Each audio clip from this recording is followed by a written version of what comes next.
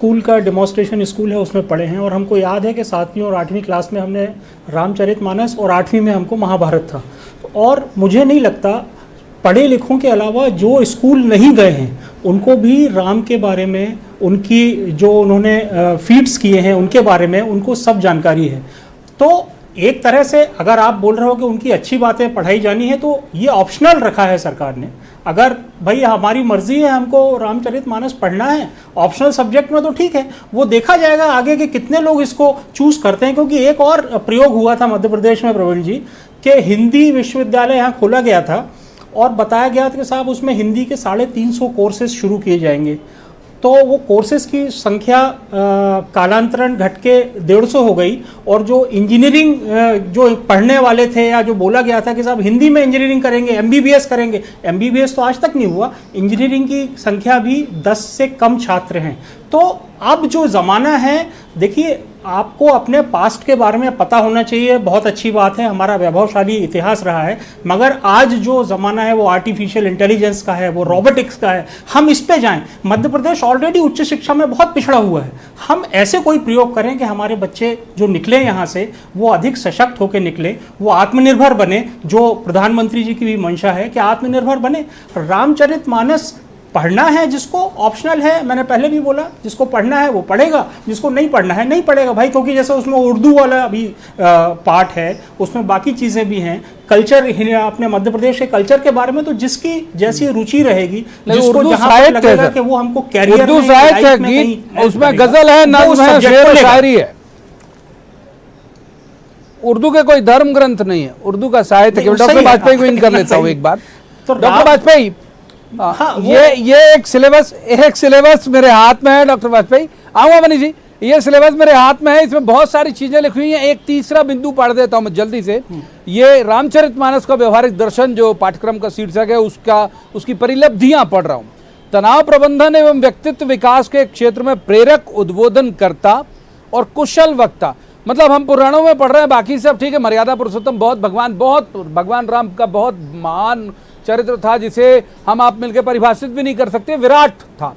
लेकिन कुशल वक्ता और बहुत अच्छे उद्बोधनकर्ता के तौर पर तो भगवान कृष्ण की बड़ी पहचान है। डॉक्टर वाजपेयी, देखिए ये अपना अपना है, ठीक है ना साहब। आपको श्री कृष्ण में सब कुछ दिखाई देता है तो हरि बोल, उसमें क्या दिक्कत है। और कांग्रेस को रोम में दिखाई देता है तो भाई वो रोम बोलते हैं।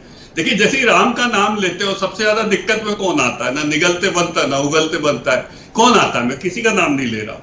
दूसरी बात देखिए, बात दो क्लियर कट डिवीजन है, एक तकनीकी शिक्षा है और एक नैतिक शिक्षा है। कांग्रेस कभी भी नैतिक शिक्षा की बात ही नहीं करती है। तकनीकी शिक्षा में जितने सुझाव दिए हैं मनीष जी ने, मैं पूरी तरह सहमत हूं, कोई उसमें असहमति का बिंदु ही नहीं है। मनीष जी ने बहुत अच्छी बात करी है। लेकिन नैतिक शिक्षा में भाई मैं खुद बाइबल पढ़ा हुआ हूं, मैं बैठा हूं, मेरे समय में कोई विरोध नहीं। अर्जुन सिंह मुख्यमंत्री थे, तो ये अभी अचानक भाई यदि रामचरितमानस आगे बोले नहीं राम को पढ़ाना है तो सब कुरान भी पढ़ाओ, बाइबल भी, ये शर्तें क्यों लगा रहे हो? ये तो ऐच्छिक है ना। तो राम जैसे ही आए आपको बिल्कुल हलक सूख जाता है इनका। आरिफ मसूद कहते हैं कि साहब वो तो निजाम को चलाने के लिए भी कुरान में व्यवस्था वो लागू होना चाहिए। ये मैंने ट्वीट किया है, उनका बयान है ये कौन सा निजाम चलाना चाहते हैं कुरान के आधार पे? तो जब कुरान की बात होती है तो सारी सीमाएं तोड़ देते हैं और जब राम की बात आती है तो पानी ढूंढते हैं। तो ऐसा क्यों भाई? खुला मन रखो। और मैं तो अपना उदाहरण दे रहा हूं, मैं भारतीय जनता पार्टी जवाब ले लेते हैं।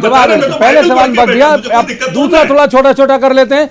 भूपेन जी, निजाम के नाम पे आप लोग जो है वो कुरान के नाम पे, निजाम चलाने के लिए कुरान के नाम पे आप लोग आह्लादित हो जाते हो। शब्द ये नहीं था, भाव ये था। और दूसरा, राम के नाम पे हलक सूख जाता है शब्द तो इस्तेमाल किया डॉक्टर वाजपेयी ने।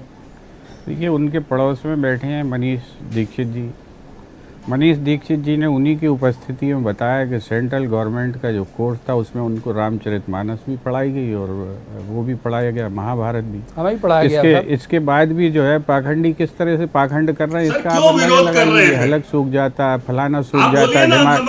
अरे तुम कर रहे हो, तुम्हारी हलक सूख रहा है, तुम्हारा हलक सूख रहा है। हम तो कह रहे हैं ना कि सब पढ़ा दो, हम तो पढ़ाएंगे। तुम क्या भाई, तू तड़ाक नहीं कर रहे हैं। ये तो ये पाखंड, ये ढोंग मत करो। यहाँ पर नकली पंडित हैं आप, तो ये इस ढोंग प्रकार मत से करिए बात आप, क्यों न करते? ये ढोंग मत ये करिए रोम आप, की शिक्षा है, ढोंग तो मत तुम करिए करते आप, हो माधव। इतना गुस्सा आ ढोंग मत जाता है करिए राम आप, नाम ये पे।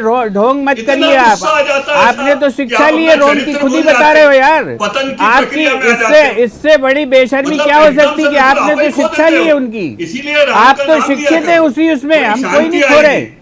आप थोड़ा आप सा बावले हो रहे हैं, संयम देखो मर्यादा आप, सीखोगे। आपके चेहरे पे तनाव दिख आपको रहा है। मर्यादा समझ इस में समय आएगी ब्लड प्रेशर लोक में नापोगे, कि डॉक्टर हो कैसे तो बात आपका की डबल जाती है। निकलेगा। आपको एकदम शर्म नहीं आ रही तुम इस तो बात आग को पे बोलते आ जाते हुए? हो। तूने ऐसा किया, आप जो तूने वैसा आप किया, ये तो खत्म झूठ करना का है। तांडव मत करिए, तमाशा कुछ नहीं मचा होने दिया वाला 70 इससे। साल में आपने। आपके इस पाखंड मर्यादा से से कुछ कोई भी नहीं होगा। संबंध ही नहीं है। आप ये आपके झूठ बाजू में बोलने कोई की बैठ ही बातें नहीं बंद सकता है। करिए।